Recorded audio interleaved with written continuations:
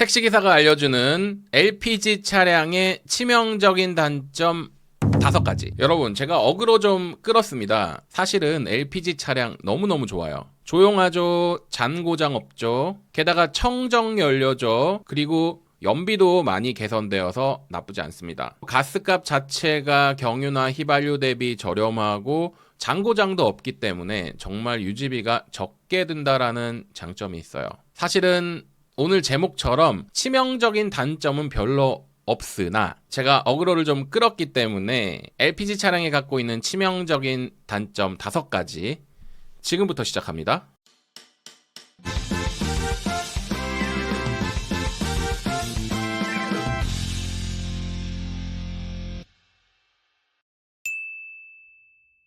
네, 사실은 이게 가장 치명적이죠. 여러분 영상 보셨나요? 와, 이건 뭐 거의 핵폭발급 위력이더라고요. 영상을 보니 너무너무 끔찍하더라고요. 뉴스에 따르면 30여 명이 심한 중경상이나 화상을 입었습니다. 결국 사고 자체는 탱크로리 기사의 과실과 충전소 직원의 늑장 대응 등이 종합된 인재로 결론이 나고 있는 듯합니다. 이건 여담인데요. 가끔 가스 충전소에 가시면 화장실 안에서조차 담배 피는 이런 미친 인간들이 있어요. 저는 이런 인간들을 과감히 미친 인간들이라고 표현을 합니다. 자신만의 행복을 위해서 남의 안전 따위는 1도 신경을 안 쓰는 이런 사람들. 아무튼 정말 개념이 없는 거죠. 정말 같은 택시 기사로서 부끄럽습니다. 제발 가스 충전소에서 특히 똥 때리면서 담배 피는 이기적인 이런 행동들 제발 좀 참아주세요.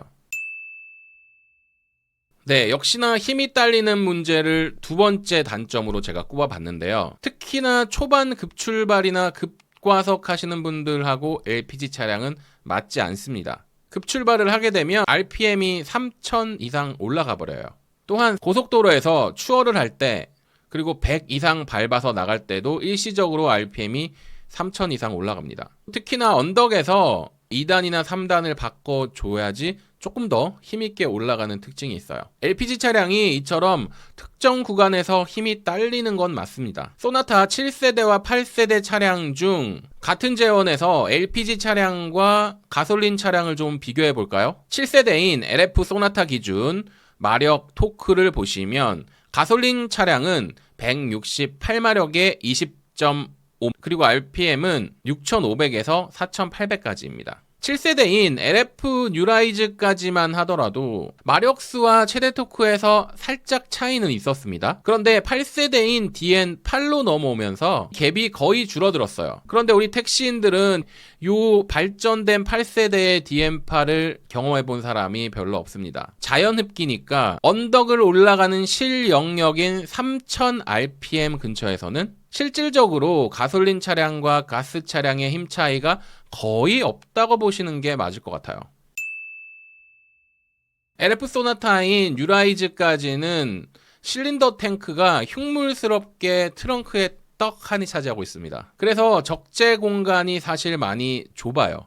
개인 짐들인 세차 도구나 이런 것들을 일부 실어 놓고 나면 사실상 트렁크에 승객들의 이민 가방이나 여행 가방 같은 거를 많이 실어 드릴 수가 없는 단점이 있죠. 하지만 최근 나오는 차량들은 과감하게 스페어 타이어 자리를 없애고 도넛 본배형으로 교체들을 해 나가면서 보이지 않는 곳으로 쑥 밀어 넣어 버렸습니다. 그 대신 잃은 건 뭐다? 스페어 타이어.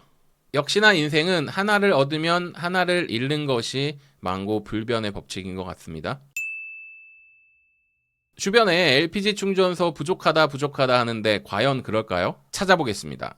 네, 여러분 이거는 제가 있는 곳 주변의 가스 충전소들이에요. 지방에는 없잖아요.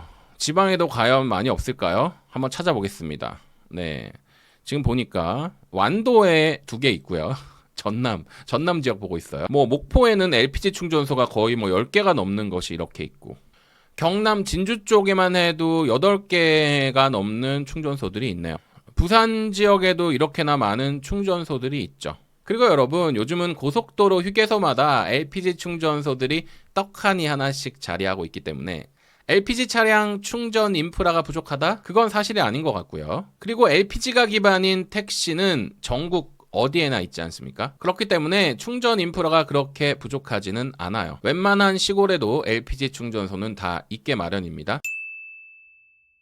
네, 마지막 단점은 겨울철에 LPG 차량의 연비가 떨어진다라는 점인데 이건 어쩔 수가 없어요. 겨울을 현명하게 극복하는 수밖에는 없습니다.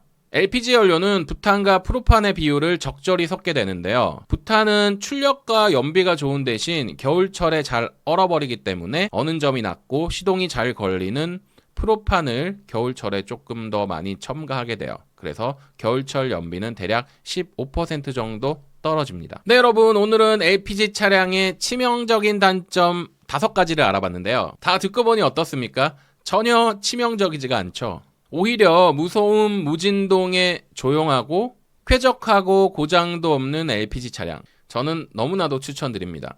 제 이전 영상에서 보여드렸다시피 이제는 1톤 트럭도 LPG 차량들이 대세가 될 전망이에요. 전기차와 하이브리드 차량이 점점 더 인기가 많아지고 있는 요즘이지만 저렴한 연료비와 장고장 없는 LPG 차량은 앞으로도 경쟁이 치열한 이 자동차 틈새 시장에서 오랫동안 굳건한 자리를 지켜낼 것 같습니다. 여러분들도 친환경 LPG 차량 주저없이 선택해 보시길 바라겠습니다. 오늘의 정보가 도움이 되셨으면 구독과 좋아요 부탁드리겠습니다. 여러분 새해 복 많이 받으세요. 감사합니다. 10명에 가까운 직원들, 젊은 감각의 직원들까지 있습니다. 늘 친절과 웃음이 있는 이곳, 아빠와 아들이 2대째 운영해서 더 믿을 만한 곳, 넉넉한 자본금을 보유한 곳, 개인 택시의 모든 것, 개인 택시 양수양도는 역시 현대택시미터. 김민호 부장 010-3902-5855.